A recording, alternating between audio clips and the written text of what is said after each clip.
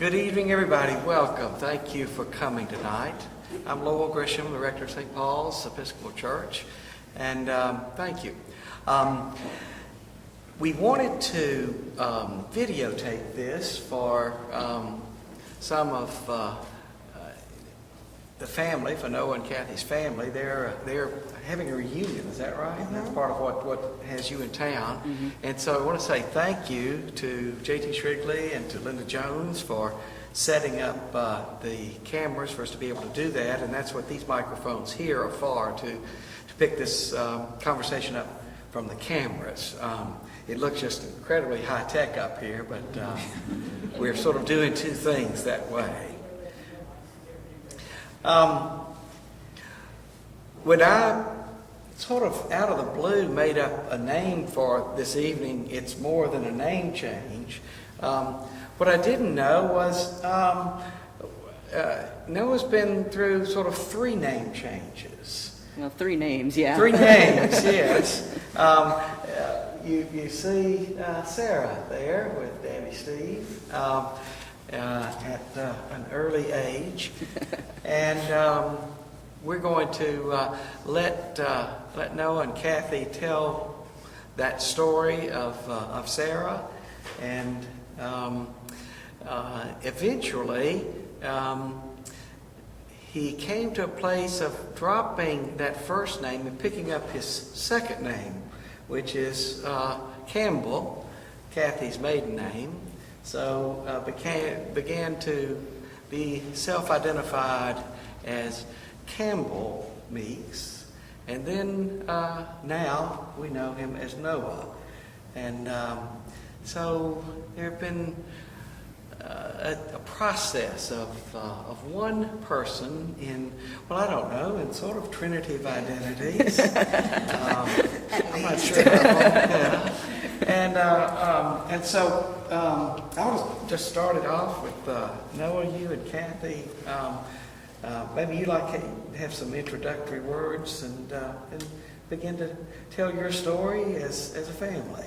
Well, just before we got started, I just wanted to say thank you to you guys first for having us, and to the whole community of St. Paul's, because even though I haven't attended this church and I haven't lived here and been able to attend it, you've just had a huge impact on my life through the impact you've had on my mom.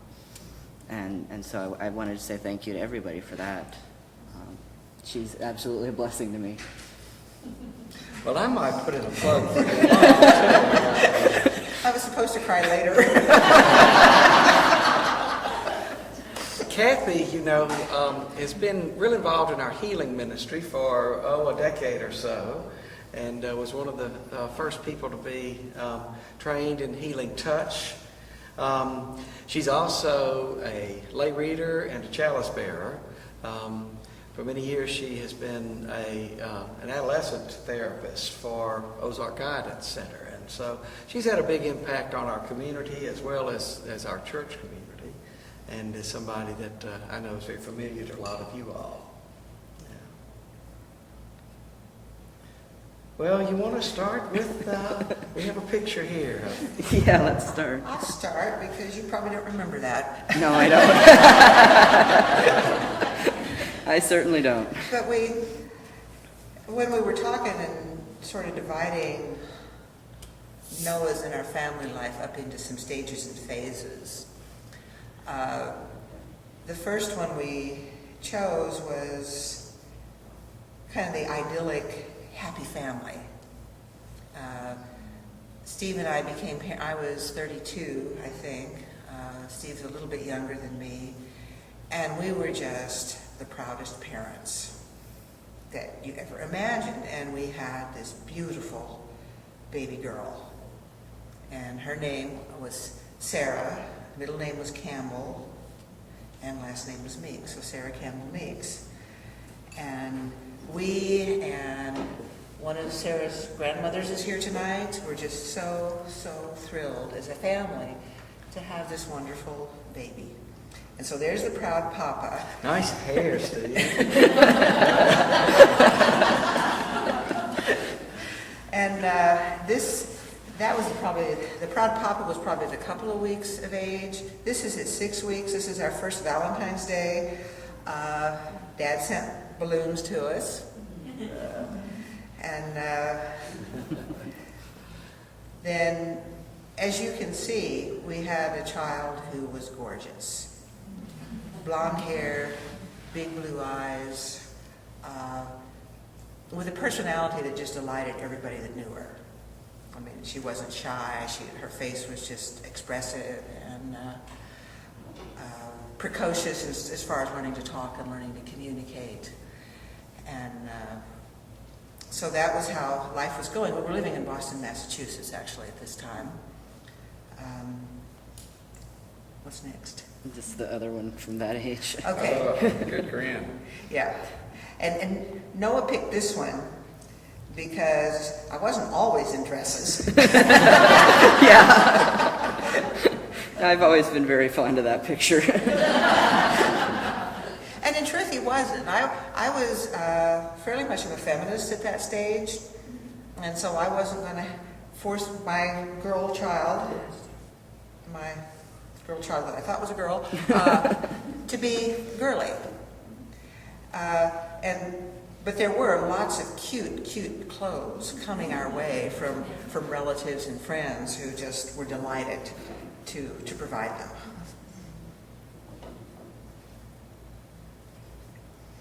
That's a family picture that was taken in Tulsa. I think Mama Jean made that outfit. And you were maybe 3? Well, you said it was before we left Boston, so I couldn't have been older than 3. That's right. So you must have been pushing, maybe it was the Christmas right before, you were pushing 3.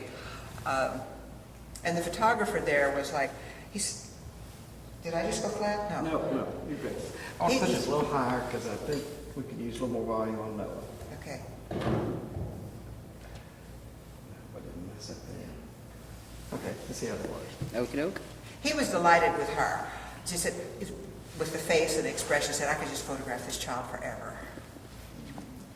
And then, what's next here? Oh, that one. You want to explain that one? Well, yeah, I think the reason we decided to include this one was because my toys were always very androgynous, as was I. You know, I was not into Barbies or girly toys particularly. But I had a massive collection of stuffed animals. I think there's one doll in that whole collection, and everything else is a stuffed animal. Yep. Yeah. Yep. And then we moved to Missouri and became farmers. As a family, Steve and I became fruit and vegetable farmers. And so this is a picture of Noah or Sarah in overalls on the farm. Yeah, I mean, there's many childhood pictures. In fact, if I'm not wearing a dress, pretty much all of my childhood pictures I could be taken for a boy. Oh, yeah, we tossed this in because one thing that happened was, I mean, once I was old enough to say anything about it, I would just fight dresses for tooth and nail. And this one in particular, it was itchy. I remember this dress because it was itchy. And your grandmother gave you that dress, you have to wear it. And so there we are, it's a beautiful picture. It is a great picture. It was a fine dress. It was traumatic for me. And was that also one that Mama Jean made? I think so, yeah. Do you remember that one, Mama Jean? Yeah. And so this is kind of the end, I believe, of what we call that happy family period. And what happened next was we finally came up with the title Misfit. And this started as early as 2nd and 3rd grade. Yeah. Do you want to tell what that was like? Oh, I mean, it was pretty much, once I started going to school, I stuck out like a sore thumb.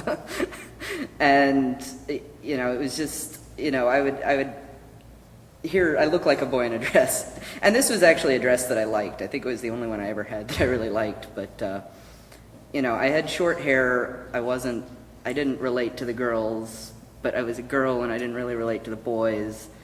And, you know, I started getting picked on really early, just for being different, you know, I couldn't tell you exactly, but I knew, you know, by the time I was in 4th grade, you know, I was getting detentions because I didn't want to go to school because I was getting picked on all the time, you know, and at that point I didn't have words for what was different about me, but everybody knew that I was different. And pretty much the only people I got along with were my teachers. I had 1 or 2 kind of close friends, but mostly I just, you know, I think because I was perceived as a girl, I think I was protected from some of the physical bullying, but it was definitely, I was good at school, but I didn't want to be there because of the environment and because it was just miserable. And this was a hard period at home, and this actually goes on the misfit stage kind of through high school. Yeah. Because we had a child who was unhappy, and that made me unhappy. And I know more about parenting now than I did then. And so I was trying to fix my kid in ways that weren't supportive. And because that unhappiness made me so unhappy, and I wanted my daughter to be happy, to fit in, to have friends. And I think part of the reason this was so hard for me was because I had also been a misfit at that age. And I hated seeing you go through that, you know, because it just was, I knew how hard it was, but I didn't know how to support it. And so that was just too bad for both of us. Yeah. Yeah, well, and this kind of shows, I mean, this was more my normal mode of dress when I wasn't taking a school photo or a family photo. Even by elementary school, I was always wearing pants and T-shirts or sweaters or something. Never had long hair. This was about as long as it ever got. Is the blue dress next? Yeah, the blue dress is next. Okay. Oh. Yeah. Go ahead. Okay. That was my parents' 50th wedding anniversary, and I insisted. And I regret it. It just did not fit. That's Noah's cousin, who's a few years younger, standing. Yeah, I look at that picture and I just see a boy in a dress. Yeah, you look so awkward. Bless Yeah. your heart. Yeah. But yeah, it was, I think that was the last time, though, that anybody ever made me wear a dress, and that was a good thing. There was one time in middle school that I voluntarily wore a skirt to a camp party of some kind, but that was the only time. So yeah, this is basically what I look like in middle school.